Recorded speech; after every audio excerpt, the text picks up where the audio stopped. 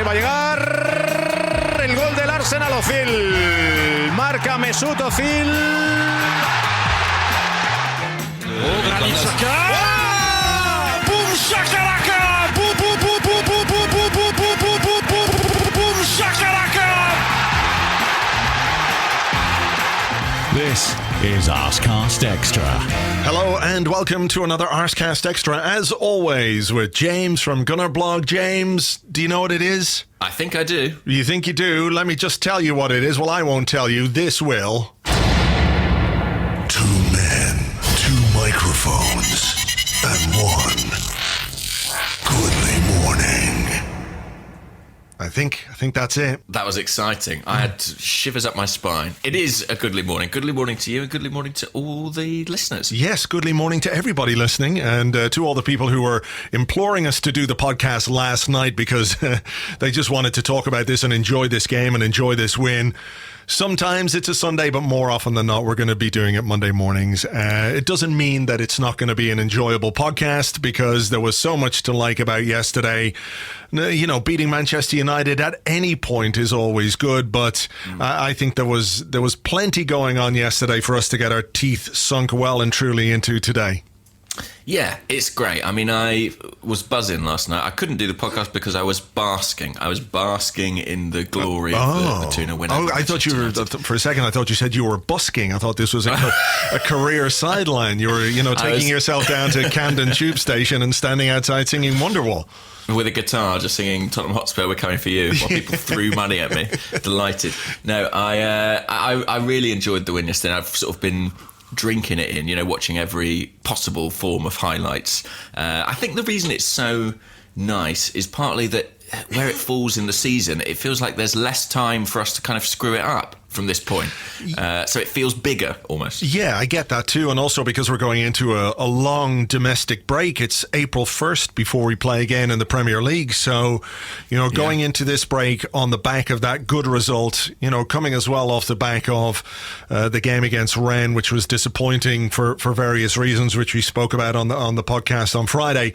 But I think it was not only hugely important for our chances of finishing in the top 4 and for what it means for the rest of the season, putting a bit of a stop to Manchester United's momentum, all of those things. I think just for our own sanity and peace of mind, and for everybody's peace of mind, the fact that we've gone into this break now on the back of this good win, I think it's important because, the last thing we needed was 2.5 weeks or 3 weeks of just like, what might have been, or what if, or, what the fuck was that? More importantly, it's great that we have this positive way of signing off for a couple of weeks. Yeah, and I'm sure maybe we'll get onto it later, but obviously it's a big boost ahead of Thursday in our Europa League campaign. We've got a huge task there, and I wouldn't have liked to go into that off the back of a dispiriting result. And it's also just one that I think, come the ultimate reckoning in the league table in May, it feels like it will have a big impact. I mean, it's a 6-pointer, isn't it? It's one that's really aided our position in the battle for Champions League places. So, yeah, it's all in all, it's a really good day, and it was a really thrilling game to watch as well. Sure was. I like that. The Ultimate Reckoning. That could be the title of the film that little film trailer intro was. Yeah. The Ultimate Reckoning. Yeah. Okay. No, it was. It was very exciting, and there was a lot because what I tend to do after a game is read over the live blog again, because when you're watching and you're live blogging, it's not that you miss things, but you then need to go back and look at it all in the context in which it happened, and it gives you a nice chronological view of the game and how exciting it was. And there were lots of oohs in the live blog yesterday. The first real ooh, I know there was one from a Kolasinac cross, but, Lukaku missing in the 9th minute, a chance that he really should have scored, I think, which had a big impact considering how soon afterwards we scored the goal. But let's come to that in a moment. Let's start with the team selection, and I have to say, at no point did I consider the idea of Unai Emery starting Aaron Ramsey, Mesut Ozil, Pierre-Emerick Aubameyang and Alexandre Lacazette in the same team. It just didn't occur to me that he would do this, which is probably why it should have occurred to me that he might do it. Yeah. Well, it almost felt like we weren't allowed, didn't it? You know, I've kind of broken those players into pairs in my mind, tag teams, and seeing them all out there at the same time kind of blew my mind. I mean, it's the first time since the end of September, I think, that they've all played together, and only the fifth time since Aubameyang joined the club that we've seen them all in tandem, which is particularly surprising given that they had all of the end of last season too. But I think it was a really interesting lineup. I was actually in the car with my wife and I was driving, and I asked her to sort of list the names. I said, I want to go on Twitter, see what Arsenal have said the team is. She listed the names and I was like, no, you've got to do it again. I think you've got something wrong. I couldn't figure out what that 11 was based on just the names alone. But once you put it into place as a kind of 3-5-2, you could kind of see the logic, but it was very ambitious. I mean, Ramsey, he's only played that deep midfield role once, and I think it was against Blackpool. So it was a very attacking lineup, 2 centre forwards, Ozil behind. I think it was clearly set up to say, well, look, Manchester United have been blisteringly good going forward, but maybe a bit more vulnerable at the back, and we've got players who, when we do have the ball, we can hurt them. And I think people were probably really pleased to see that from Unai Emery, because if there's something he's been criticised for this season, maybe conservatism in his lineups is one of the top things. Absolutely. And, I think yesterday on the evidence of the game and the chances that Manchester United had, we saw a team that still isn't particularly good defensively, right? And I think I'm not trying to piss on anyone's parade here, but I think you have to look at the chances that they had, and we can talk about Bernd Leno in a while and how good he was and what a contribution he made. But what kind of alleviates that or offsets that is the fact that we said, fuck it. We're brave. We're going to go for it with 4 really good attacking players. We're going to give them Kolasinac as well on the left-hand side, who was going to be always more of an attacking threat than Maitland-Niles on the other side, simply because, so much of what we do goes down that left-hand side with Kolasinac when he's in the team. So I enjoyed the bravery of the team selection, or maybe just the admittance that, okay, we're not that good defensively. We'll play a 3. We'll play with a couple of wing-backs or whatever way you want to describe the roles that they had, whether they were in a 4 in midfield or whatever, but get our strikers on the pitch and cause them problems at the back where they're not particularly good. And I think people could maybe live with, I'm not saying we should live with it forever, but they can live with defensive instability if you're also having a go at the other end and showing some ambition and some faith in players who are very, very good attacking players. Aubameyang, Ozil, Lacazette, Ramsey, they can all make a contribution there, and I think it's fair to say that Ramsey's contribution yesterday wasn't so much in the attacking side of things, but the sheer distance that he covered in midfield. I think he ran nearly 13 kilometres. He won 8 out of 9 tackles, and for a player who is primarily known for his runs into the box and his desire to score goals, that just showed you what kind of a professional, committed performance he put in the role that he was asked to do yesterday from Unai Emery. Yeah, absolutely. I thought it was, an atypically disciplined performance from Ramsey, and the kind of thing that, we've been crying out for from him a lot of the time during his time with the club, as one of those deeper midfielders. Orbinho of Opta said that only Lucas Torreira with 9 has made more tackles in a single game for Arsenal this season. I thought he was really excellent, and we have seen Xhaka and Ramsey work as a midfield partnership, and it has almost exclusively worked with a back 3 behind them. And in fact, it was pretty key to that run to the FA Cup, when we beat Chelsea and City along the way. And this was reminiscent of that period. I thought Ramsey was disciplined. I thought he dropped deep to take the ball off the defence. It's bizarre, for someone who's leaving the club, sometimes that can kind of unleash a bit of a selfish streak in a player. But I think we've seen sort of new levels of selflessness from him, really, in terms of what he's prepared to do for the team tactically, in terms of how he's willing to kind of show no ego and accept a role on the bench when he has to. I've been so impressed by him. And, there's a lot of debate about Ramsey and what his legacy at Arsenal is, but I think the class with which he is leaving and with which he's performing on the pitch will go a long way towards securing that legacy. Yeah. I remember saying on this podcast, I never really had any doubt in Aaron Ramsey, when it was decided that he was leaving, or even when we all suspected he was going to leave, I never doubted that he would put in the effort or be anything other than completely professional, because that's just the kind of guy that he is. And I think it was interesting yesterday as well, a word for Granit Xhaka, who again is not somebody who is known for his defensive work. It's an area of his game which has been hit and miss in the past, but yesterday, you think about that block he made just before half-time where he picked up a bit of an injury on Rashford. Not only was he there in the right place at the right time to make the challenge, he made the challenge, he made it well, and I think he deserves real credit yesterday for what was a particularly good performance, especially off the back of a very frustrating one against Rennes in midweek.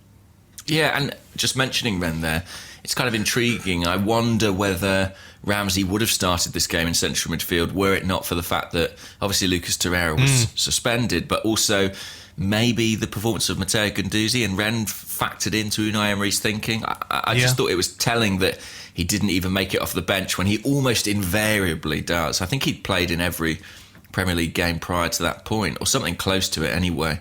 And it almost felt like maybe, we saw Guendouzi switch off a couple of times in France, that might have prompted Emery to go with Ramsey's experience. And ultimately, I think that decision was vindicated. Yeah, it really was.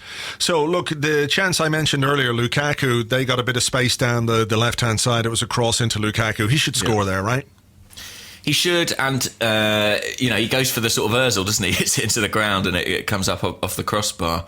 That was early in the game, and Luke Shaw went past Ainsley Maitland-Niles so easily at that point. It was a simple 1-2, and he was in behind him.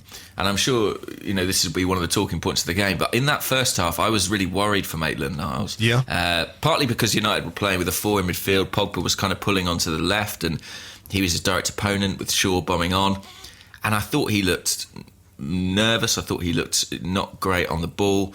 And of course, the way he grew into that game almost from that point was one of the real highlights. Yeah, absolutely. That was as good a second half performance as you'll see. There were times where Shaw went past him in the second half, but he got there and got back and won tackles.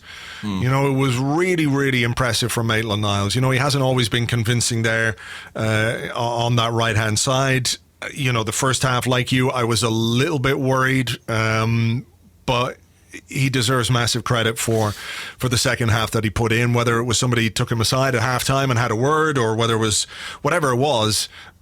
He was absolutely fantastic, and you might hope that that's a kind of performance which gives him confidence and belief in his ability to play in that position, because in midweek it seemed as if Unai Emery didn't want to use him there, because one of the two sensible changes we could have made after the sending off of Socrates was to bring Maitland-Niles on at right back, or bring Kolasinac on and shift everyone across, from the other side. I mean, he didn't do either of those things. I thought that was a bit surprising, and maybe it's the kind of performance which will restore a bit of faith in the manager, in the player. Yeah, I've seen some people suggest maybe Maitland-Niles was being saved for Man United, but we were in pretty dire need in Rennes, and I think, whatever the plan to save anybody was, I think we needed someone on the pitch at that point, and the fact that Maitland-Niles wasn't used kind of tells its own story. And again, a bit like Ramsey, maybe if Mkhitaryan was available, I mean, how amazing. We come out of this game, Mkhitaryan's been our best player for the last 3 weeks, arguably outfield. No one's mentioned him. He wasn't in the squad due to, I think it was injury, wasn't it? And that probably massively influenced Emery's team selection too, might have made him switch it up, go to the back three, bring him Maitland-Niles in. I just thought he really grew and grew into the game, and I mentioned this in my post-match video, but I think we maybe have been reading him wrong a little bit. Like everyone says about Maitland-Niles, he's so calm, he seems so sort of placid on the pitch, so at ease.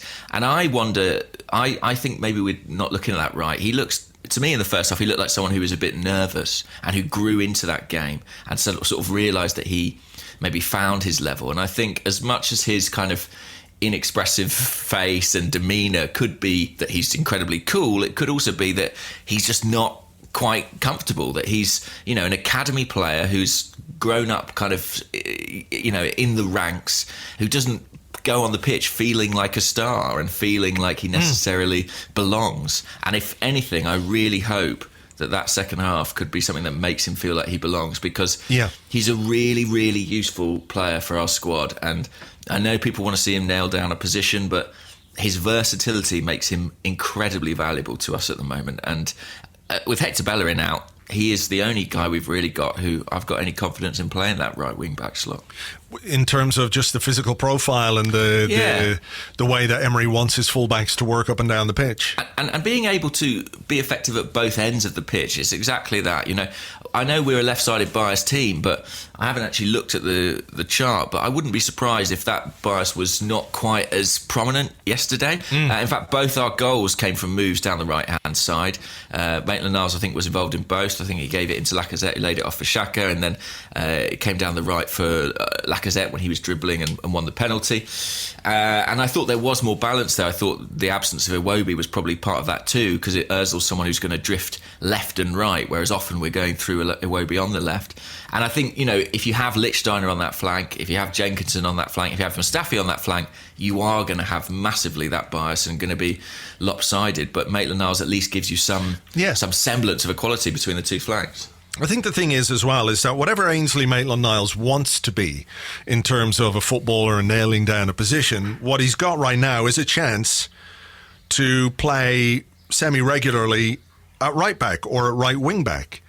And he's got to take that chance, regardless of what he sees himself as in the future, you know? So, fingers crossed, this is a performance from which he can really kick on, because I think he showed something in that game that we haven't quite seen from him often in his admittedly short career at Arsenal so far. I mean, I think there was a game against Liverpool where he did very well against Mo Salah, but, you know, there was something a bit extra about what he did yesterday. So... let's hope he can take all the benefits from that. So let's talk about the first goal. Where do you stand on this in terms of it being a goalkeeping mistake versus not a goalkeeping mistake? I mean, I've watched it in real time. When I watched it, I went, what the fuck is the keeper doing there? But the more I watch it, the more I kind of have, I'm not saying sympathy for David De Gea, but I kind of understand why he didn't get anywhere near it, because it was going one way and then literally just went a yard the other way as he was moving to collect the ball, which is why it looked, I think, a lot worse than it was for the keeper. I wouldn't necessarily be happy if my own goalkeeper conceded that, but I've watched it a number of times this morning again, and I do think that he was just completely wrong-footed by a weird swerve on the ball. Yeah, when I was at the other end of the pitch behind the other goal, and when I saw this hit the net, I just assumed there'd been a deflection. Yeah. Because it was one of those kind of freak goals that you're like, oh. And especially with David Gea between the posts, you know, you expect him to deal with something like that. I look at it through the prism of how would I feel if my goalkeeper conceded that goal, and I think I would probably come down pretty hard on him. Simply because when a left-footed player hits the ball from that range, kind of slightly off the outside of their boot, I feel like it's only ever really going to swerve that direction.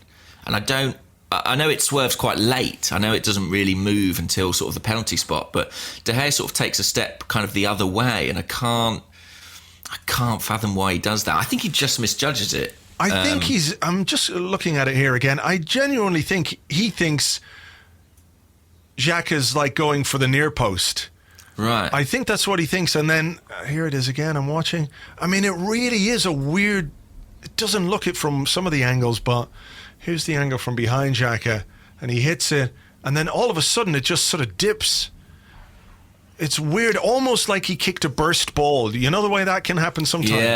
Yeah. There's something like it bursts in midair almost. Almost. Yeah, I mean, look, like you, if my goalkeeper concedes that, I'm a little bit unhappy with him, but the more I see it, the more I think it was just a weird shot. I don't know if Xhaka could do that again in a hurry, you know?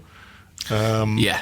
I'm not sure when he hits it, he thinks, I know, I'll hit it, and it's going, looks like it's going that direction. Then around the penalty spot, it's going to, suddenly divert and change. I think he goes for power and he goes for swerve, and it could to a certain extent, he gets a bit of luck. But I mean, it always is when you shoot from 30 yards, you need a bit of that if it's going to go in. Isn't that the way that, these free kicks that some of the guys take, that I think they kicked the ball on the valve, is it? I don't quite know where, how they do it. I don't know if it's how you kick the ball or where on the ball you kick.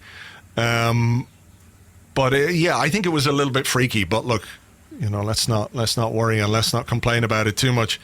I saw Unai Emery say after the game, he was like, "We know Xhaka has a good shot from range and he should do this more." And I was like, "Be careful what you wish for, Unai." We might see a lot more shots from 30 or 40 yards now. But look, I thought Xhaka was really good, really, really good on the day, and he deserved his goal. And I think that intervention that he made in his own penalty box was almost as valuable, really. Yeah, it sure was. So, we're 1-0 up, and first goal has such a big impact on the game. It could have been United's. Yeah. Instead, it was ours. But, United were there. They were causing us some problems. Fred hit the post. Leno had to make the first of a number of good saves down at the feet of Lukaku when Lukaku he just monstered through our defence, didn't he? He was brushed off Koscielny and Monreal. I think it was very, very good goalkeeping as well. That's a brilliant save, because he sort of goes to ground and then almost kind of lifts his body again to make the stop. It's a really, really, really good save from Leno, and like you say, the first of several. Yeah. That block from Xhaka just before half-time, you do not want to concede at that point in the game. And I think it just epitomised the collective effort, the way that this team was switched on to defend and to try and make sure that United didn't have moments of real danger.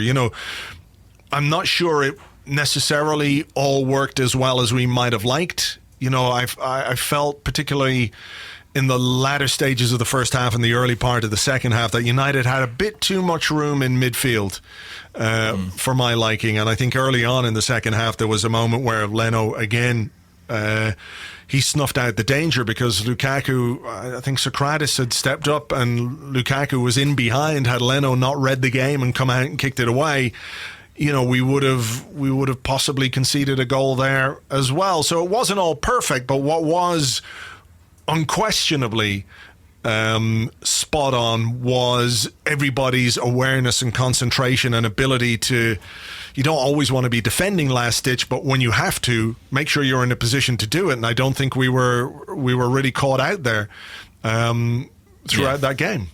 I think there were some great last-ditch interventions from all three of the centre-halves, from Xhaka, who we mentioned. I thought Ramsey worked hard defensively. Leno, obviously, we've spoken about. And I thought there was a real focus to the kind of defensive aspects of our game. I mean, we talked about Maitland-Niles, and one of the benefits he had was he had Socrates next to him, and all through the game, certainly when they were playing in front of me, Socrates was talking to him, giving him literal pats on the back after anything positive. And, after his sending off in the week, I thought he responded well when he was booked. It was a nothing.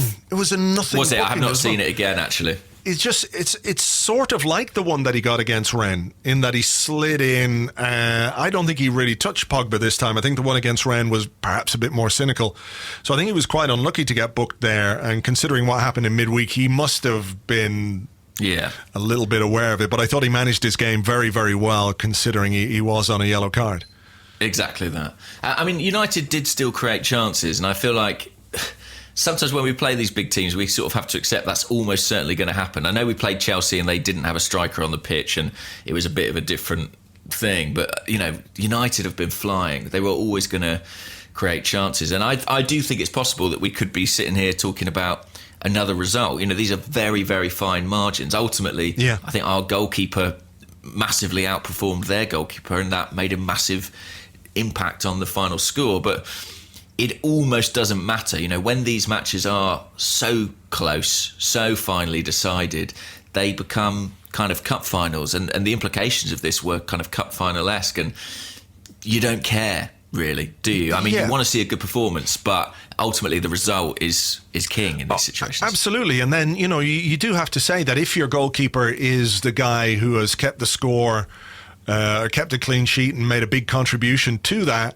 then you can look at it two ways, I guess. One is like, should they have had that many chances, or should they have had the quality of chances that they had?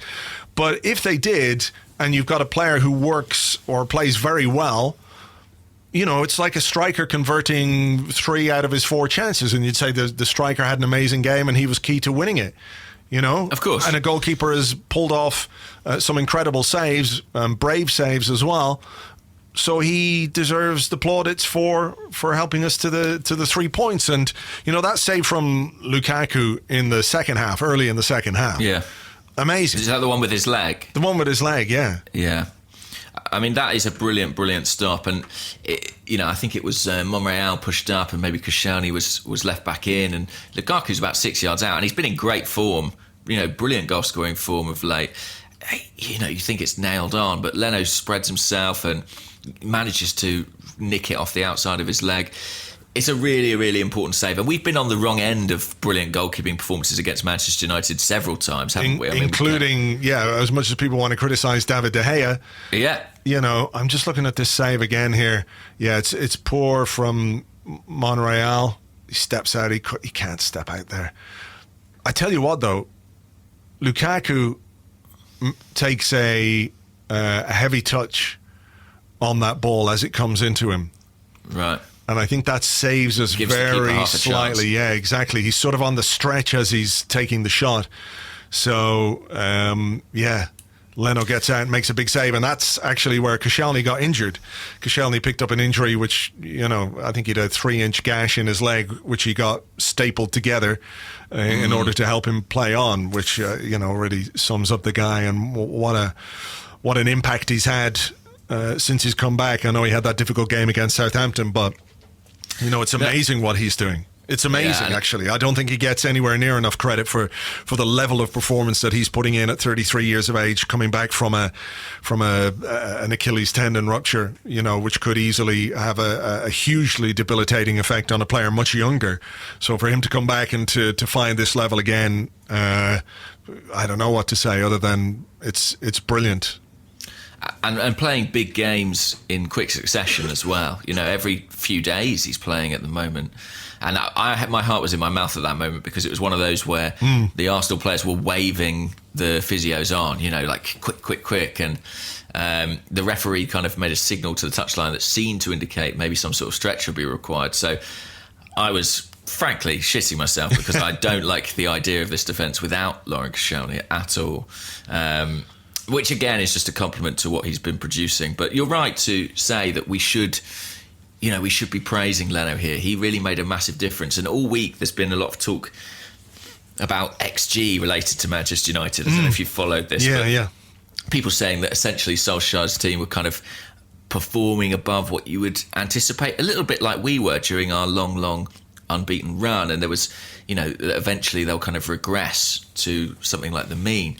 And we saw some of that regression today. Their XG, I think, was like 2.7 or something like that from the game. Wow. Whereas ours was, even with a penalty, I think less than that. And a lot of the credit belongs to Bernd Leno. I just thought, it was just a brilliant performance from him. And he's been growing and growing in the last few weeks and made that outstanding double save against Spurs. And I thought this was his most complete performance as an Arsenal goalkeeper. For sure. It was, one of those where I think he's really cemented his place as the number one, and he's performing as well as any goalkeeper in the Premier League right now, for sure. So he deserves all the props for that. He did make another good save at the feet of Rashford before the game took a good little twist in Arsenal's favour. So, that was maybe around the hour mark where he made that save on Rashford, and then in about 68 minutes in, we get a penalty. What were your thoughts on that? Because I thought, and looking at it again, I think it's a penalty. So in real time, behind that goal, I thought it looked really soft. I mean, it looked to me like I said, it just kind of sensed contact, or not even contact, but the presence of someone behind him and gone to ground a bit. Not unlike Aubameyang at Spurs the week before.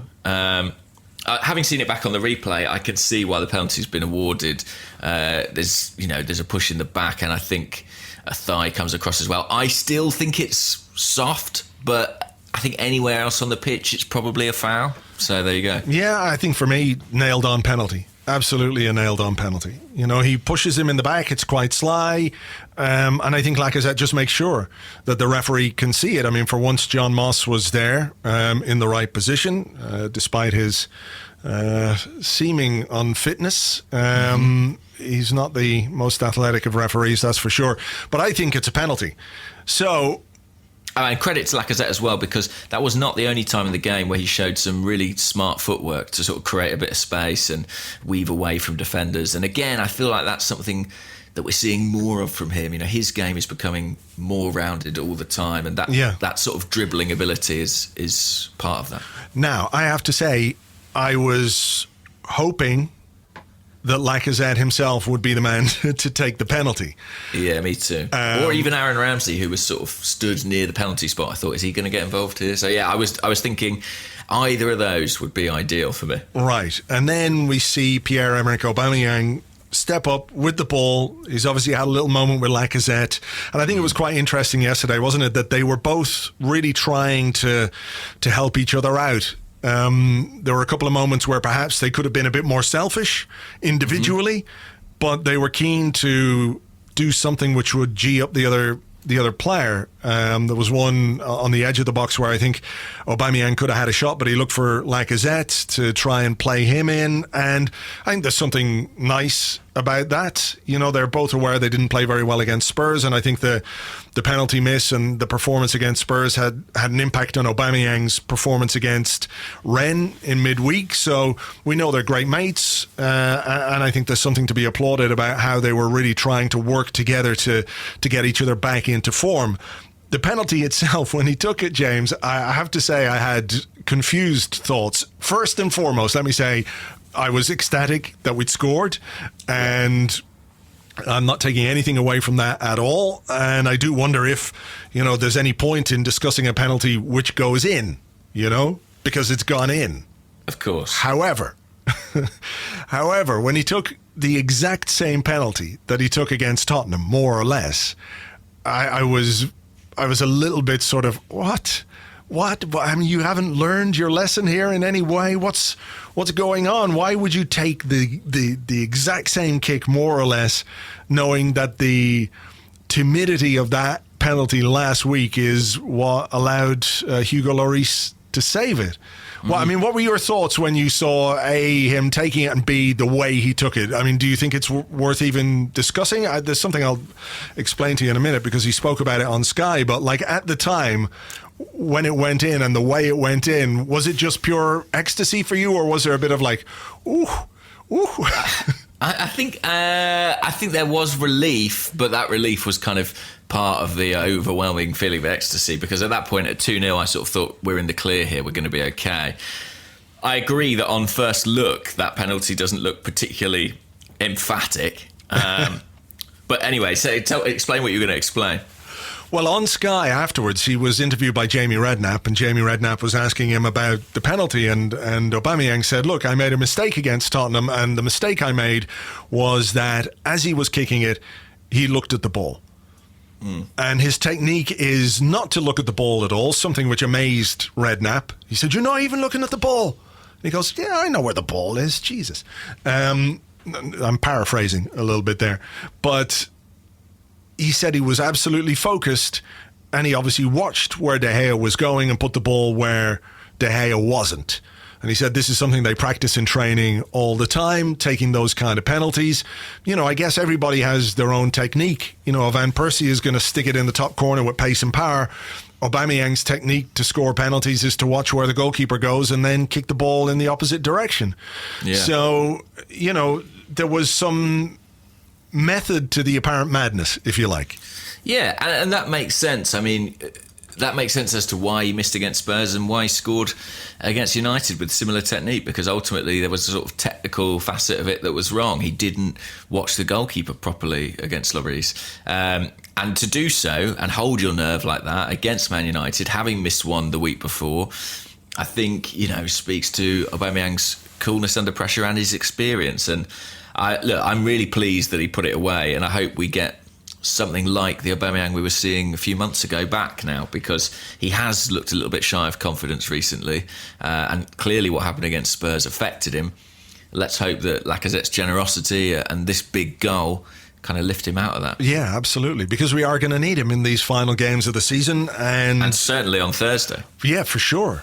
So it's very timely in that regard as well. Absolutely, and a big moment, I think, for him, because had he failed from the spot there, even if we'd gone on to win the game 1-0, for example, you still feel like it might have had a really negative impact on him individually. So sometimes players need moments like that to lift themselves out of a slump. It put us 2-0 up. Were you feeling comfortable at 2-0 up? I was thinking, well, we're probably going to be okay at this point. I mean, as an Arsenal fan, there's always a nagging part of you that's never quite sure, but I just felt like that was a huge moment in the game, and having scored it, I started to relax and enjoy myself, which I'd be lying if I said I had done for the first 70 minutes. Emery made a couple of changes. He brought on Iwobi and Suarez, some fresh legs at a time when, United were going to try and get back into the game with a goal, but also probably leave a bit of space behind because they had to come forward. And there was a nice moment for Iwobi where I think a cross just took a nick off a defender, which meant it didn't quite come to. I think it could have been Xhaka actually who was following it in. Yeah, Xhaka, our midfield marauder, into the box. So the substitutions worked. And Eddie Nketiah, of all people. It was a good little cameo for Eddie Nketiah, and I think maybe a little show of faith in him from Emery as well, because I think it was 85 or 86 minutes, but it was still 10 minutes because of the injury time that was going to be played. He's taking off a senior player in Lacazette who isn't going to play on Thursday anyway, and could have done the 90 minutes. But he had some faith in Nketiah, and he had a couple of nice moments too, didn't he? Yeah, and I do think that might be an important moment for him in his development. A little bit of a show of faith, maybe a little bit of, I don't want to say repair, but it will help the relationship between the coach and the player, because of course Aubameyang came off in Rennes, didn't he, for a midfielder, and Nketiah was left on the bench, and there have been plenty of times this season where Nketiah might have got a run out and hasn't. So I think to bring him on against Manchester United in a big game like that will be a fillip for him, and it meant we finished the game with 3 academy players on the pitch, of course, with Iwobi and Maitland-Niles, and I do just have the sense that some of Emery's decision-making in this game was maybe influenced by his unhappiness with things in the Europa League in France. I mentioned Maitland-Niles not coming on, and Nketiah, of course, didn't come on in that game, and I just felt like maybe their involvement was somehow tied to that maybe he was sort of saying, look, no one's guaranteed a place, even those sort of fringe members of my squad are important to me. Maybe I'm reading too much into it, but I do wonder. And look, it was a really... I'm trying to think if there was any sort of big United chances in that last 10 minutes. There was a Rashford header. That was a good chance, actually. It was. That was in the 92nd minute. So I think he probably should have done better in that situation. Rashford, you would expect him to do better, certainly. There were a few for Rashford yesterday, actually, where I thought he might have done better. And we were a little bit lucky in that respect. I mean, look, I said after the Spurs game and the Rennes game, I thought we'd been a bit unlucky, and I thought we had a bit of luck yesterday. And I do think sometimes that makes the difference.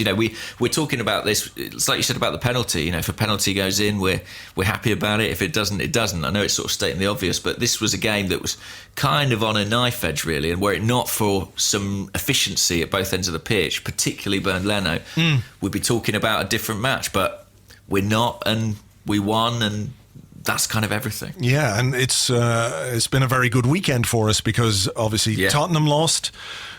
Chelsea drew. With Wolves, they grabbed a point right at the end. Hazard scoring a goal in injury time there, and obviously we've beaten United as well. So in terms of our top 4 chances, they've certainly increased because of the way we've played this weekend, and also the results that have gone our way. So all in all, when you add to the fact that you're beating Manchester United, which is always a pleasure, it is a very good weekend, and a good weekend for Emery as well, because he, I think, got most things wrong when it came to the Rennes game. Yeah. And how he managed that game, particularly after the sending off. I don't think any of his decisions were the right decisions. And I know it's easy to say that in hindsight, but that's the way it played out. So I think there's something interesting about the way this team can respond. You know, we've had our setbacks this season. We've had some poor results, but generally speaking, when we've needed to step it up in the next game or in a big game, we've been able to do that. Yeah, we have. And this, you know, coming off the back of the Rennes match is one where we really, I think we needed something, because we could have been staring at, if we're looking at 2 defeats, we might have been staring at all our Champions League chances kind of going out the window. And the win means that I think from the games against the top 6, Unai Emery's taken 12 points. Apparently the last time we got any more than that was in 2012. So It's a decent enough tally, and I think given that we were the 6th best team by some distance last season, I think for the most part we've been competitive in these games. I know we had the big disaster against Liverpool away, but I think aside from that, I think Emery's done a pretty good job in these big matches, and I think he's tactically tweaked us from game to game and at least made us be competitive, which is, I think it's easy to forget. At times last season it felt like we weren't. We were just kind of getting rolled over. Yeah. And you know, this was a real tough fight against United, and it was closely fought, but we came out on top, and I loved it. I mean, look, I would have loved to win the derby, but for me, there's not even a huge distance between United and Spurs in terms of the enmity I feel towards them. I think being sort of, you know, a child of the 90s and witnessing those Fergie teams, I love a win against Man U, so I thoroughly enjoyed this one. Yeah, absolutely. It was, you know, it felt like a really big result, and it felt like one of those where, you know, it's reasonable to have some doubts when you see us play the way we did against Rennes, or when we get beaten by Bate Borisov, and you can understand why people aren't necessarily convinced at times by some of the stuff that we do. But, you know, like you say, in the big games this season, we've beaten Spurs at home, we've drawn to Spurs away, and we should have won that game. That's the thing. I think there's a positive to take from the fact that we were in a position to win that game. I don't think we should have lost to Chelsea away. No, certainly not. United, you know, we scored twice at Old Trafford and conceded 2 stupid goals. You know, so the wins against United at home, Chelsea at home, Spurs at home, you know, consistency is the next thing, I guess. And I think also maybe the players are now fully bought into this idea of we go game by game in terms of our tactical approach and how we prepare for games and how we set up for games and who plays. You know, I think there was a culture at Arsenal where we knew who was going to play every week, regardless of who we were playing. Depending on fitness, we could more or less predict who was going to play, where they were going to play, how we were going to play. And you just cannot do that with Emery. You can't do it. And yesterday's team selection was a surprise. It was a brave move, and it's one that paid off. And I think people are appreciative or maybe appreciative, but can really buy into a coach who's going to say, not necessarily go gung-ho, but like, okay, let's have a go here. Let's have a go, even if it's not necessarily the most solid lineup we could pick, but we've overloaded in the attacking area, or we've given ourselves a really good chance of creating problems against a team who are defensively not that great. So rather than just focus on how we need to be defensively secure, we're looking to exploit their defensive weaknesses. And I think that was a positive thing from yesterday. And maybe it might illustrate or show Emery that this kind of approach is worth taking. You know, if you can do it against Manchester United, why can't you do it against, you know, other teams when you go to Brighton away or Southampton away, or, you know, we've got some tricky away games coming up where you think maybe, you know, it might be an idea to be cautious, but, you know, maybe also the reward is in being a bit more ambitious. Yeah, I think especially when you've got a team that is so defensively vulnerable, it does make sense to lean into your attacking prowess. But I also think, you know, anyone wondering if, we found the blueprint now, we're going to see this kind of team every single week, I think is barking up the wrong tree. That's just not what Unai Emery, I think, is ever going to do. I think he is going to change it up by opponent, and this was a plan designed for Manchester United, and it worked.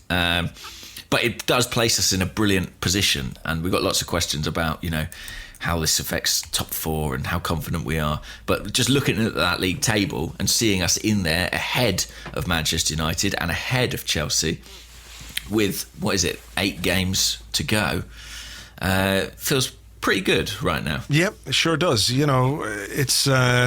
It's been quite an amazing swing when you consider how far Tottenham were ahead of us a couple of weeks ago, and now all of a sudden it's just a point. And if anybody's, having an itchy bum right now, it's Tottenham, which is, I suppose, a good thing, that their new stadium is shaped like a toilet, so they can all make or take full advantage of that. I think we should take a break, though. Will we take a break? Unless there's anything else from the game or what have you that you want to talk about, we should take a break and do questions. No, yeah, let's do that. Okay, we'll be right back after this.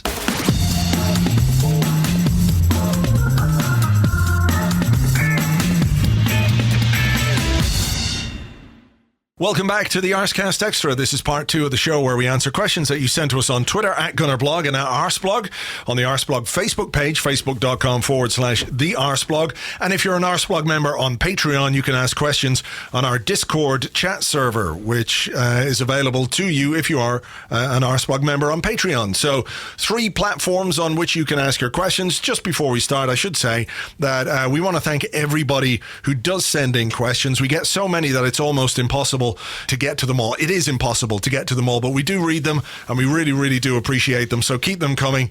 And, that's it, basically. I just want to say thank you for that. So, I mean, it makes this second part a lot easier, doesn't it? We've run out of stuff to say to each other, to be honest. So exactly. We need your prompting. Yeah, you're a big part of all this. So do you want to start? Well, this isn't actually a question, but it's just a comment from Will Arnold Forster on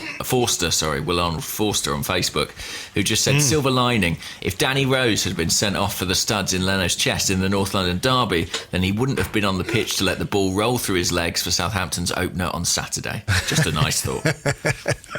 Fair enough. I didn't see that, actually, but that's added to my enjoyment of this Monday morning.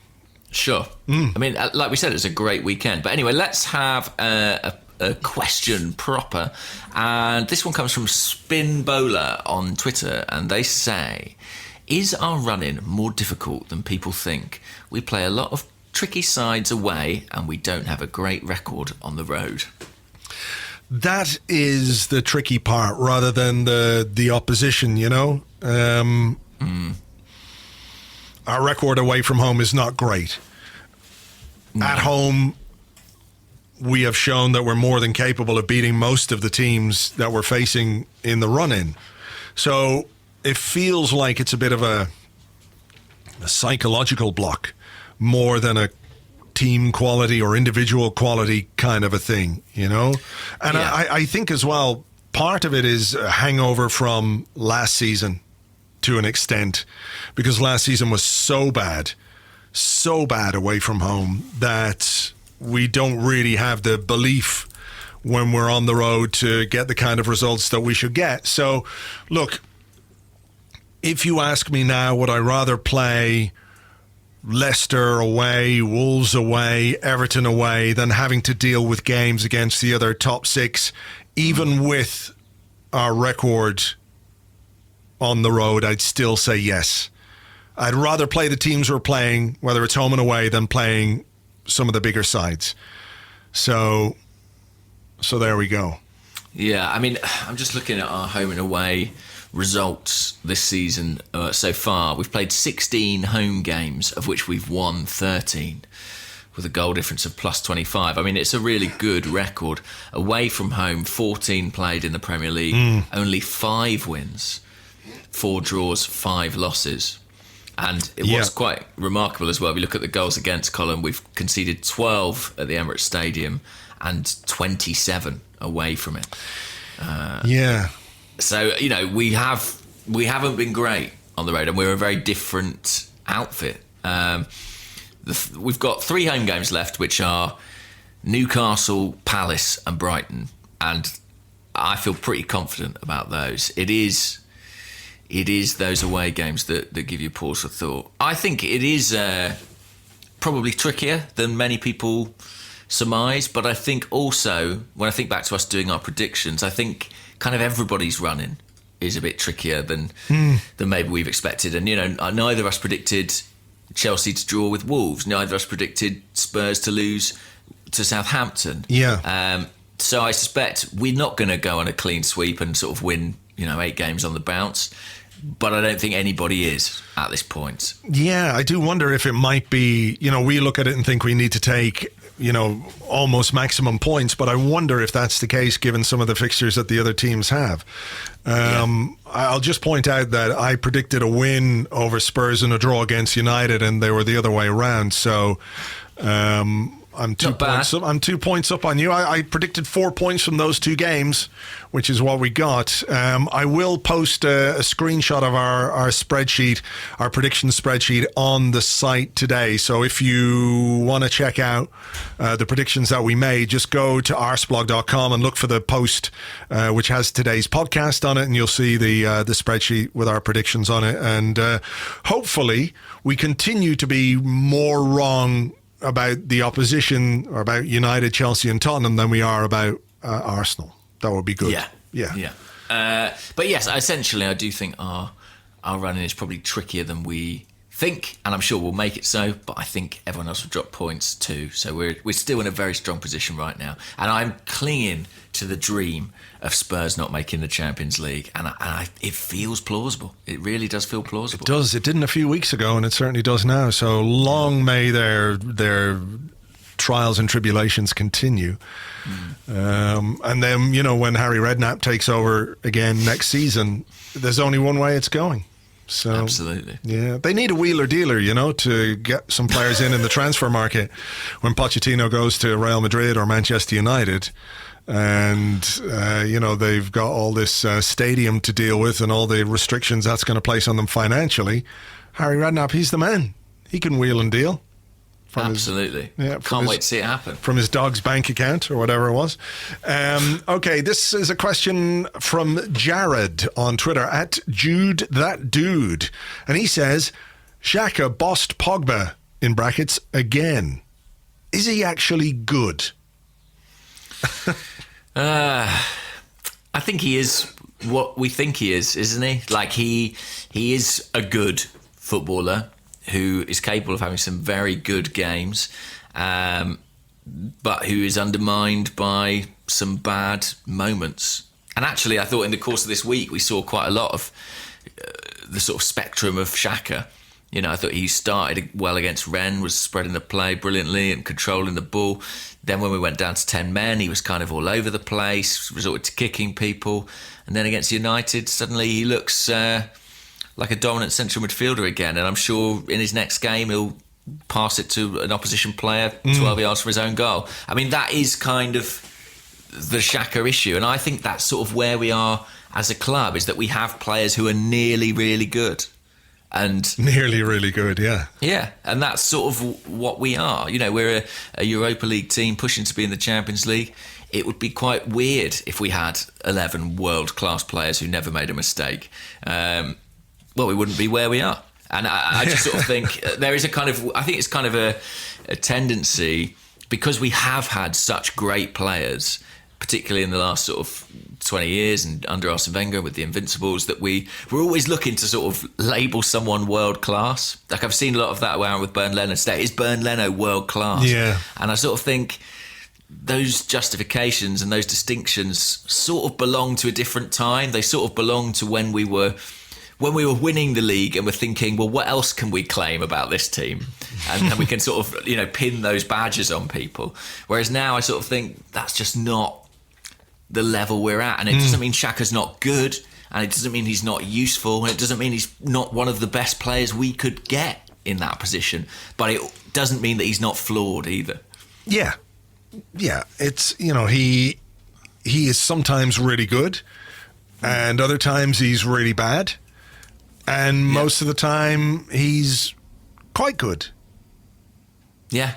And I sort of think that's kind of true of quite a lot of our players, and that's okay. Like, there is a need almost to sort of put him in one pole or the other. But the truth is he kind of oscillates a bit between. Yeah.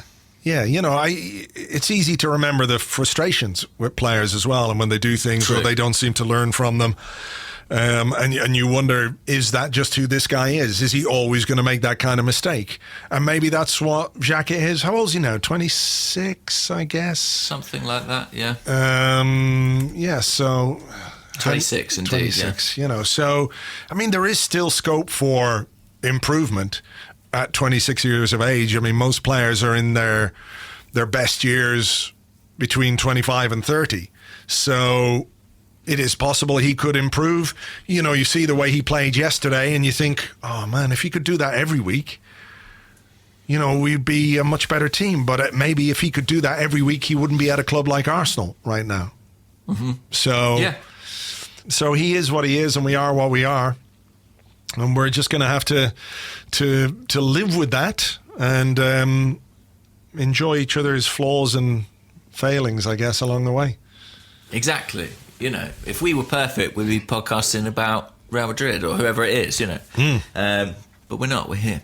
And I think you're right. Sometimes the negatives get highlighted more than the positives, and so a player can have 5 good games and they're forgotten in the broader context. Yeah. And I think Xhaka is sometimes a bit vulnerable to that. And I think it's worth saying when he was excellent, I thought he really was against Manchester United. I don't think it means that because he's had a good performance, he's sort of reached a level where the mistakes won't happen. I just sort of think they're kind of endemic to his nature, but you've got to accept the player for what he is. Yeah. Let's have this question. This is from Scott, who's at Scott96758929. I don't know if that number has some emotional significance for him, or that's just the 909 millionth Scott, or whatever it is, who signed up for Who Twitter. knows? Who knows? But Scott says, do you think there is a chance that Mesut Ozil will be an Arsenal player next season, now that it seems like bridges are being built between him and Emery? Yeah. I suppose because, you know, underlying it all is the difficulty of moving a player like Mesut Ozil on at this point in his career. You know, how many times have we spoken about the potential destinations for him are so limited simply because of how much money he earns. So it is absolutely possible. We know he likes it in London, wants to stay. I think what we've seen in recent weeks is a better Mesut Ozil than we have at times throughout this season, where he's available, something Emery quite pointedly remarked on, didn't he, in the wake of, you know, the bit of a brouhaha about him a couple of weeks ago. You know, he spoke about how he needs to be available, and if he's available, you know, we're a better team with Mesut Ozil in it. And if what's happened between Ozil and Emery is making Ozil more focused, which I think he is. I mean, yesterday he challenged for headers. He didn't just do that thing where he stands there, waits for the ball to come and waits for the man to come and then kind of sticks his arse out and backs into the man trying to challenge for the header. He actually jumped for headers. And I do hope, I mean, I can't say with any certainty that this is who Ozil is going to be from now on, but I think there's a bit more focus from him. And if what's gone on behind the scenes hasn't been pleasant for anybody, but if it has created a reaction in Ozil, which A, has made him available again and fit again, but also more willing to slot into the team the way the manager wants, you know, maybe it's taken a little bit for Ozil to come to terms with the fact that he's dealing with a manager who isn't just going to pick him because he's Mesut Ozil. He's going to pick him when he thinks that Mesut Ozil can make a contribution in a game.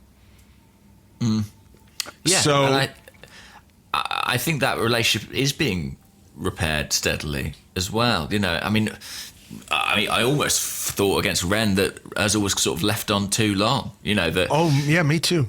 Yeah, it almost felt like Emery was kind of reluctant to risk damaging that relationship. But, you know, when he came off against United, there was Emery made a point. He actually left his technical area to go and greet Ozil, give him a high five. And it's only a few weeks ago that they were sort of not making eye contact with each other in that situation. Yeah. And it does feel positive. I thought Ozil did a lot of good work off the ball yesterday.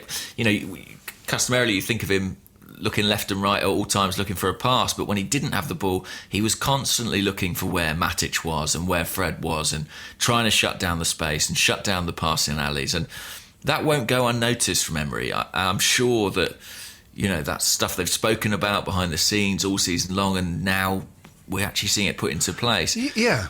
And also, it shouldn't be the kind of work that is beneath him. You know, nobody's saying Mesut Ozil has to be a hard tackling, running up and down the pitch like a madman kind of player, but he can still contribute. It's well within his capability to contribute, even if it is, as you say, just being aware of where the ball is and where players are and cutting out passing lanes. He doesn't have to go diving in or you know, chopping players down or slide tackling all over the place. That's not what anybody expects from him.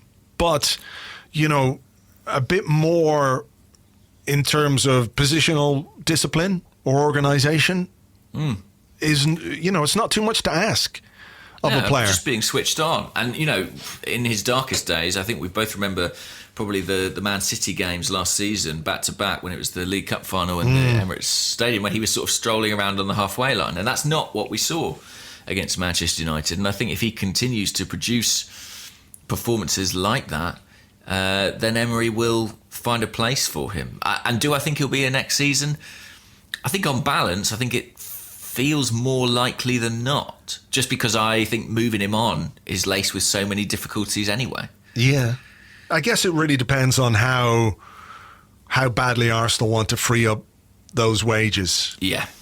And realistically, what kind of role Emery sees Ozil having next season. You know, if he sees him as a first team player and somebody who he really feels can contribute week in, week out, you know, you can't have a £350,000 a week player who doesn't play in away games. You just can't do it. It's not sustainable. No. But if Emery feels like these kind of performances from Ozil make him a potential candidate to play in those games. I mean, even just saying it out loud is mental, isn't it? You know, a 30-year-old player, you know, who's on that much money, can you play him in away games? You know, it's mental. It is mental. So I guess much will depend on what happens between now and the end of the season as well. So, but yeah, it's certainly not impossible that he'll be here. So, yeah.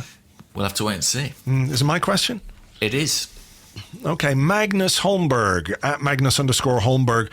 Why are our performances varying so much in quality recently? Losing to Bate and Rennes away, but almost beating Spurs and now beating Manchester United. I don't think they are that varying, if I'm honest. That might be a controversial opinion, but if I look at those three games, I think the results vary much more than the performance. I think Rennes was poor in some respects, but I'm not sure it's sort of... I didn't think, the team have completely lost the plot. And certainly when we had 11 men on the pitch, I thought there was enough encouragement there that I thought, okay, well, the positive signs I've seen in recent weeks were still kind of continued. And I think that results are what sort of mean something to us, and so we sort of define our interpretation of the games by them. But they are like if the United game had been a draw, I don't think anyone could have said, well, that's an unfair result. And similarly, if we'd beaten Spurs, people said, well, that's justified too. You know, it is so close at this level that I kind of think we're slightly more consistent than the variation across those three results would make us appear. Do you think it's something to do with the margin of the games? Like, we're not winning a lot of games 4-5-0 or anything like that. So Bournemouth, you know, and Fulham stand out, don't they, in that respect. Yeah. Yeah, I think you're right. We're not dominating these games, and there's absolutely no question of it. But then, you know, Spurs and United are really tough opponents, and that never happens against them anyway. I think had we kept 11 men against Rennes, it wouldn't have surprised me if we'd won that game by 2 or 3 goals away from home. I really, really thought we looked like we were going to take them apart in that first 20 minutes. And of course, we don't know how that would have panned out. But you know, I don't think we are as variant. I mean, we do seem to have an issue home and away. And when you look at the league table and look at our fixtures at home and away, as we did a little bit earlier on, that is a stark contrast, and that is a bit concerning because, you know, logically there's sort of no real reason for it. Yeah. But yeah, I don't know. Have you got a response to the question? I just think it goes back to maybe the Xhaka thing when we talk about him and the performances that he can put in. You know, they're varied, and I think there are players across this team, even some of our important players whose performances vary. Therefore, I think it has an impact on the way that the team performs. You know, tied in with the margin of some of the results. You know, have we been beaten massively this season apart from the Liverpool game? I don't think so. So even our defeats are sort of by the odd goal, aren't they? You know? Yeah, I mean, even the Man City game away, it was only sort of 3-1, you know, and the first half I thought was tight-ish, you know. So, you know, we're not, I think it's just being the wrong side of that tight margin. Yeah. And we'd be talking perhaps differently about, you know, you think about the unbeaten run. And we talked at the time about how performances weren't necessarily correlating with results. But, you know, I think it is just who we are, to be honest. I've got one here, or do you want to do one? This is just sort of a quick one. It's from, I always pronounce this name wrong. They've asked questions before. I think it's Georgange on Twitter. And they say, you've spoken about Kolasinac's... Why are you laughing? Because I've made that such an appalling attempt. Yeah. If it's the... Gagan J. Yeah. Gagan is the surname. It's an Irish surname, and J, I presume, the first. I prefer Georgange. Georgange. Gagan J. Gagan of course. J. Gagan. And they say, you've spoken about Kolasinac's passing accuracy in the past, and I thought he played very well yesterday. But will he be disappointed that he failed to hit Ashley Young's mouth with his vomit? Yeah, I was hoping for, you know, either Ashley Young or John Moss. Sure. That was some It was projectile stuff. Top class vomiting. It really was. Where I think he got tackled up in the air, sat down on the pitch, went, "Bleh." That was good. I've been there, man. I've been there. You vomited on a football pitch? I've vomited. I have actually, yeah. Because just from being unfit. I mean, I'm not saying he's unfit. I'm saying that he exerted himself to his maximum capacity. I remember. I will say, actually, go on. Just quickly, his passing accuracy was, I think, the second highest among the Arsenal players after Granit Xhaka. I think he had the second highest amount of completed passes or highest ratio or something like that. So credit to him, he's improving in that regard. Yeah, I thought he was very good yesterday. Defensively, very good as well. And I think I had another question here on a similar note from somebody. It was from Philip Mann, who's at Hoisin Crispy Owl, maybe. Hoisin Crispy Owl, OW1. Maybe he likes to eat owl in duck sauce. Anyway, who knows? He says, is the performance of Kolasinac in recent weeks likely to prompt a rethink of summer transfer priorities, given he's beginning to show he can thrive in the Premier League? I think wing-back is a role which really suits him. I thought he was very good again yesterday. Some of his crossing from the left-hand side was wicked. Gary Neville was like, ooh, that's a good cross, very early on in the game. There were a couple of great ones, weren't there? Yeah, in the first half. There really were. But yeah, I think he will obviously be unhappy that he didn't vomit in Ashley Young's mouth. But he would, of course, have to have been airborne in order to do that. And, you know, that's probably Kolasinac's biggest flaw, is that he does not have wings and therefore can't fly in order to leave his waste in Ashley Young's mouth. I was going to say something else there about Kolasinac. Oh, yes. Can I just take a moment to share my appreciation for the yellow card that he picked up late in the game Oh, when Manchester United were trying to break from their own box, and he just literally put his entire bulk in the way of whoever the fuck it was. I can't remember. One of the most cynical tackles that you will ever see, and I fucking loved it. I loved it. It was brilliant. And I tell you, Unai Emery was applauding that yellow card very heartily on the sidelines. Was he? He enjoyed it as well. I think he knew exactly what was happening there. I thought Kolasinac was really good. In fact, when we finished the game with Kolasinac and Iwobi on our left flank, I was looking at it thinking, like, these guys are massive. I mean, you know, for a team who's sort of thought of as not particularly physically robust historically, I was looking at that wing and thinking, God, you wouldn't want to be up against these two. I mean, the way Iwobi's filled out, Kolasinac's size too, and they could sort of almost hold the ball, can't they, in that part of the pitch? You know, they're both capable of carrying it and dribbling with it. And I think there is a very good chance that left back is something that is relegated a bit down our priorities in the summer. I've mentioned that on here a couple of times. I just think if Monreal has signed a 1-year extension, and with Kolasinac doing as well as he's doing, I just think there might be other priorities come the summer. But a lot depends on how much money we've got, you know. Yep. Josh Kroenke's in town, actually. Did you see that? Josh Kroenke. Yes, there was a question. Dale Bennett said, have you seen this about Josh Kroenke meeting the Arsenal fans? Sound positive, or is it hot air? I guess it's a positive. I mean, I don't really know what was said. I saw Akil say, I can't remember his Twitter handle, sorry, mate. It's something like @10Akil. Let me just see. Yeah, @10Akil, that's it. He was at it was a fans forum kind of thing, wasn't it? One of those meetings where other people are involved, and he said, look, he seemed fairly open and honest. You know, we don't know what was said, and it's very early days to make any definitive judgments, but the simple fact that he was there and willing to talk to fans and meet fans, it can't be anything other than a positive development, you know, because the Kroenkes, and in particular Stan, have been so far removed from what goes on at the club in general, that if there is some attempt to build some bridges or open up some communication lanes, whatever, you know, we can't criticize that, because it's one of the things that we have wanted from them.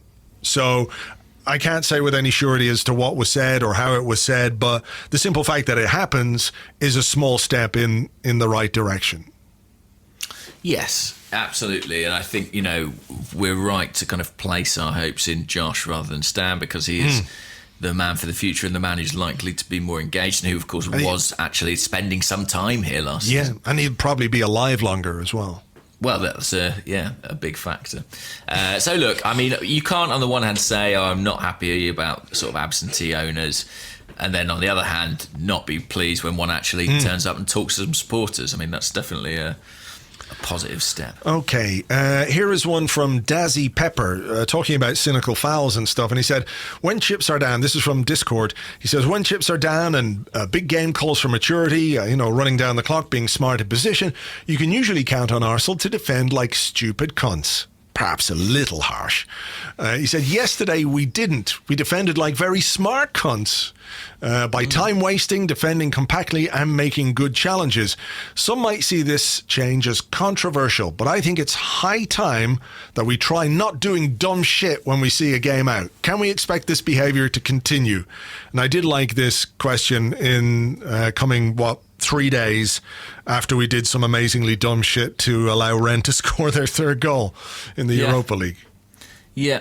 And you know, if Leno doesn't make a great save from Lukaku in the second half, are we sitting here saying, why does Monreal step up and Koscielny not step up? The defensive line are a mess. You know, it's. I still think we are defensively vulnerable. And I know United are a good attacking team, and I know they've got good attacking players, but they created a good deal of chances against us, and I think pretty much everyone will get at least a couple of chances. So I'm not quite in a place of sort of celebrating our organisation and our, you know, defensive notion. What I will say is that we look committed and we looked resolute, and I thought we showed a lot of character. I thought in some ways we showed more character than quality against United, and that's all right with me. I think that when it gets to this point in the season, a lot of the time that's sort of what you require.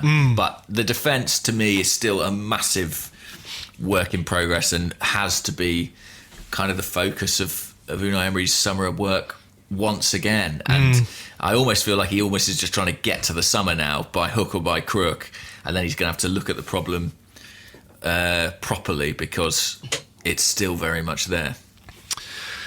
Yeah, look, I mean, the one thing I would say is that I love it when we do cynical stuff.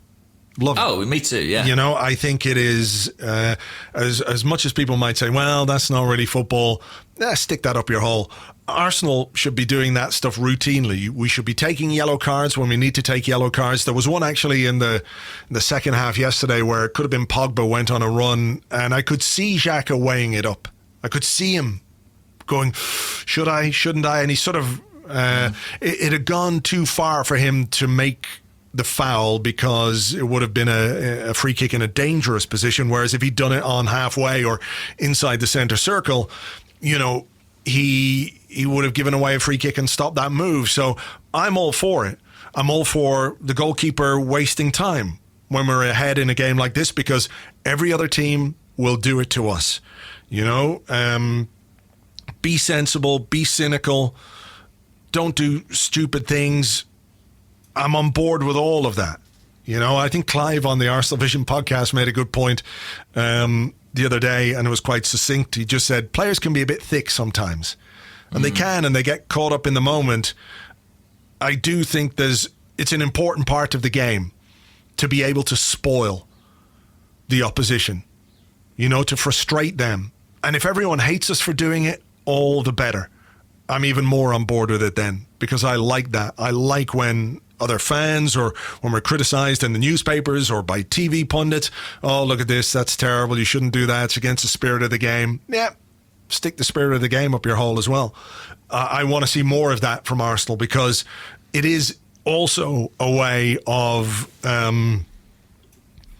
offsetting your defensive weaknesses in a way. You know, if you're vulnerable to balls coming into your box, make fouls high up the pitch and stop absolutely those attacks. If you're vulnerable to counter-attacks, make fouls high up the pitch and don't allow the counter-attacks. We were doing it quite a bit earlier in the season, and then it seemed to fall away. And I don't quite know why. But, you know, I would have at least one coaching session a week on how to make the opponents frustrated and when and where to make fouls and concede free kicks and how to do it and pull shirts, trip them up. I don't care. Just do it. Stop the danger any way you can. I completely agree. And I think we did, you know, we mentioned that Kolasinac booking. There were a couple of moments like that yesterday which were encouraging. And you know, that can, I think, make a very good point about make the offence high up the pitch. You know, stop them progressing the ball, stop them hurting us. And I think we could do better in that regard still. We have improved. We have improved in that way, but there's still a way to go as yet. This is a question from Announce Mbappe, who's at There's an optimistic. Yeah, they need to change that. That's probably been a while, their username. On Twitter, and they ask, I've seen a few people kind of suggesting this, would you bin the Europa League now we have top four in our hands? It's one of those questions where it's so difficult to answer, because what do we talk about a lot? We talk about confidence, and we talk about momentum, and we talk about wanting success for the club and wanting to achieve things. So I don't think you can in any way just sack off a competition, you know? I can see why people will think there might be a benefit to us if we go out of the Europa League, because we can then just focus on our Premier League and not be distracted by midweek games and not be fatigued and all of those things. I can see that, but I don't think any manager or any club or any group of players can just say, let's not win this game. Like, do people really want us to go out against Rennes on Thursday night and go through the motions and put in a flaccid, insipid performance just so we can go out of a competition to then focus on the Premier League? It's a trophy at the end of the day. or the end of the season, you know? The only one we can still win. The only one we can win. So no, I don't think we can. You can look at it objectively and say it could be beneficial for us to go out, but under no circumstances can you make an active decision to not win a game. I don't think that's acceptable. So no. No, I agree. I think you've got to go for it. I see the appeal that with almost certainly all the other top 6 teams having European campaigns to contend with, that if we were just directly focused on the Premier League, that might be a good thing. But given how tight it is, and we're not guaranteed top 4 by any stretch, I think we've got to keep our options open. And I think, as you say, we've got to go for silverware. It's a competition that we can still win, and we should be pushing to do that. So I wouldn't be binning it off now. While we're on the subject, I mean, how are you feeling about Thursday? Do you feel confident? And I guess I might as well ask what sort of team you'd pick to try and chase that lead. More confident than I was feeling, for sure. I think, again, play the strongest team we can. Back 4. I'd play a back 4 with Koscielny, Socrates, Kolasinac and Maitland-Niles. I think Torreira can come back into midfield because he's not suspended. Torreira and Xhaka. And then I'd overload again. I'd try and play Ramsey, Ozil, Aubameyang and Lacazette. And, just have a go. Have a right go. You can't play Lacazette. Oh, I can't play Lacazette, of course. So he's suspended. Iwobi, I guess. Iwobi, yeah. But yeah, but play the creative players. If Mkhitaryan is back, just have a go, for fuck's sake. We're at home. We're playing Rennes, a team who didn't look like they were going to threaten us greatly when we were playing with 11 versus 11. 10 versus 11 was a significant change, and we got it, we got it wrong in how we dealt with that. But I don't see why we should be afraid.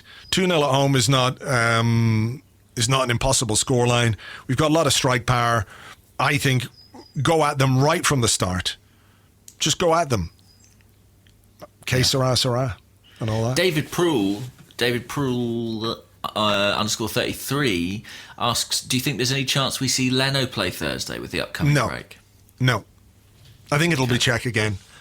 I thought Cech was good against Rennes, and I think Emery has made a commitment to play Cech in the Europa League. Whether he would play him in the final, if we got there, that's another question.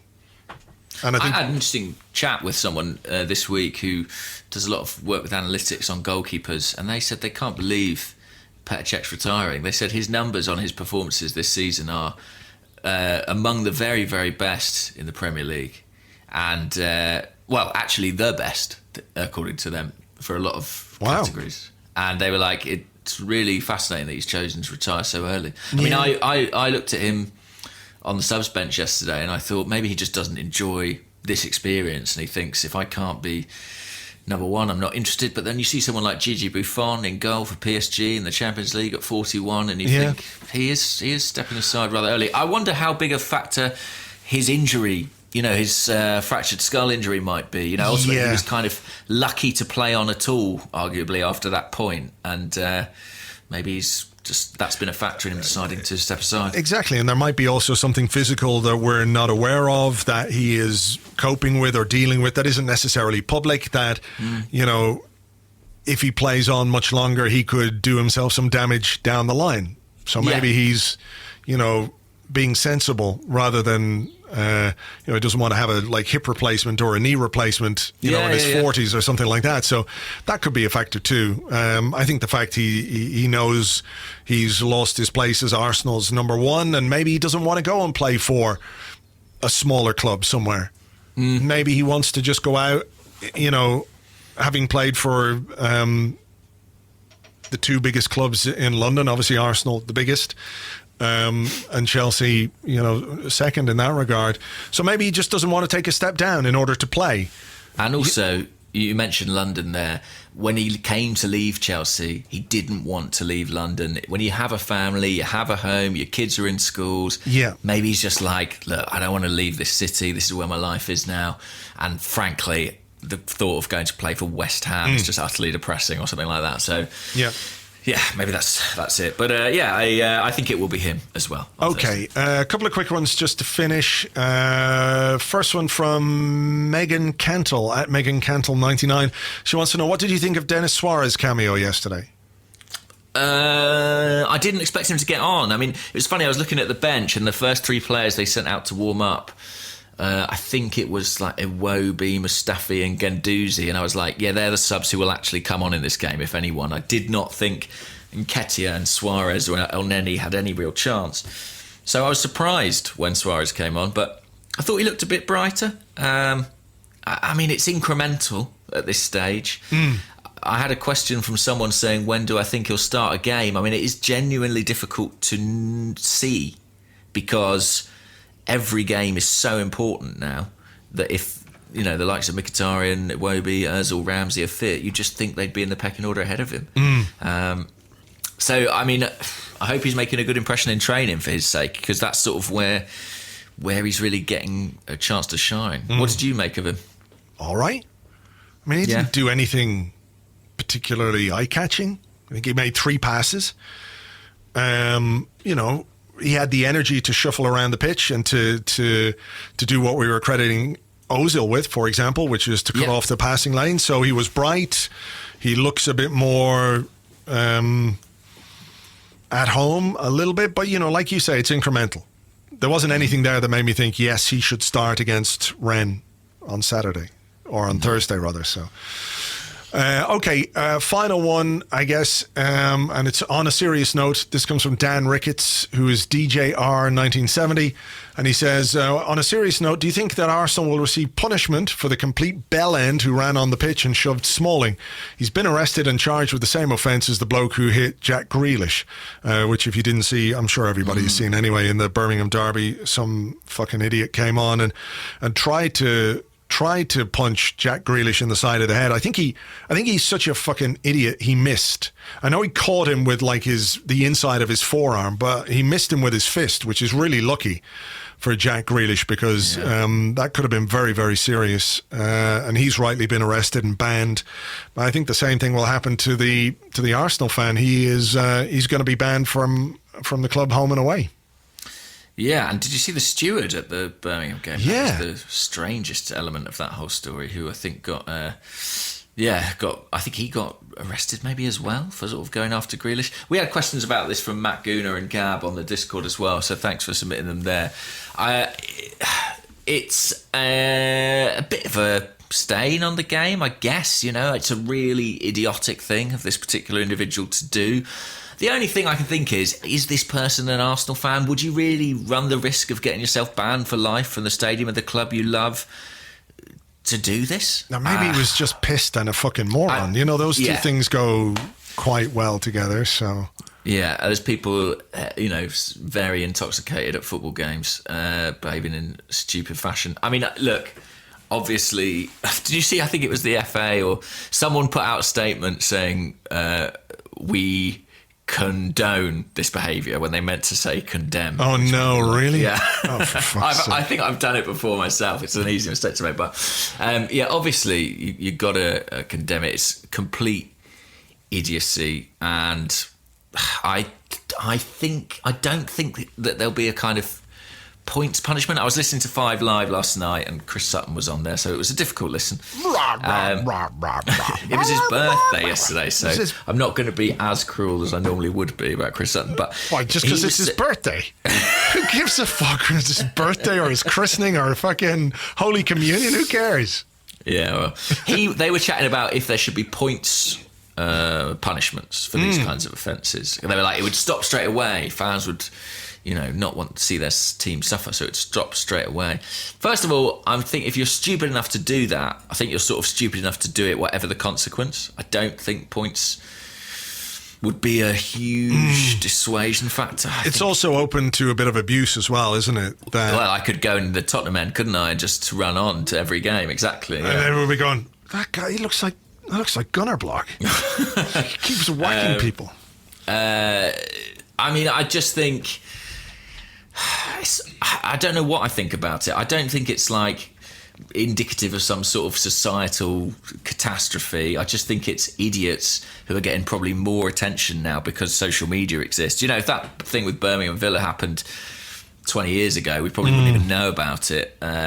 It's just unfortunate these things get amplified. Yeah, I mean, I think people need to remember there's a very good reason why football stadiums in England don't have fences. You know? Yeah, true. And there's a responsibility on everybody's shoulders to ensure that that remains the case. Yeah, I don't know. I don't know what the answer is. I see what you mean about points deductions. It strikes me that it is a real deterrent, but it would have to depend on the seriousness of the incident as well. You know, that you could fine a club, you could make them play a game behind closed doors, which is another issue, isn't it? Because then you're punishing every other fan, not necessarily the person who made that mistake. Who made that mistake? That's not a mistake. You know, who behaved that way, that idiotically. But maybe that's what it might take.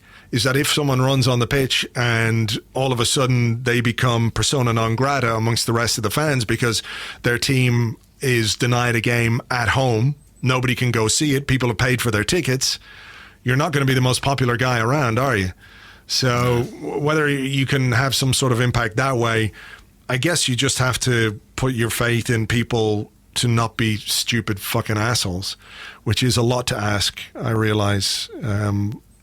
Yeah, but hopefully it's just a one or two off this weekend, and it's not something we see repeated any further throughout this season.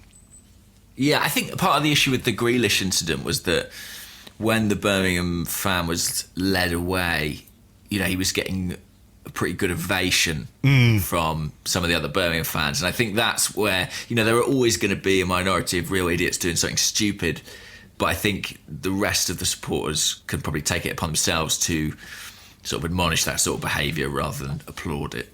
Yeah, I guess. But people in football and, you know, how factions are and all that kind of stuff. Yeah, I don't know. What do you do with the Jack Grealish guy? I don't know, but Jack Grealish took the ultimate revenge, didn't he? He scored, did. And said it was the best day of his life, so fair play. There you go. I mean, that's the right way to exact revenge, is to score the winner in a game. Yeah, apart from the last transfer deadline day, I guess, where he didn't have to sign for Spurs, that was probably the real best day of his life. Yeah, exactly. In time, he'll look back on that as a real escape. Okay, look, we're going to leave it there. Thank you, as ever, for listening. We will be back on Friday with a post-Rennes Arsecast as well. We won't have a Premier League game to look forward to, but we'll have a podcast this weekend too. So until the next one, take it easy. Bye-bye.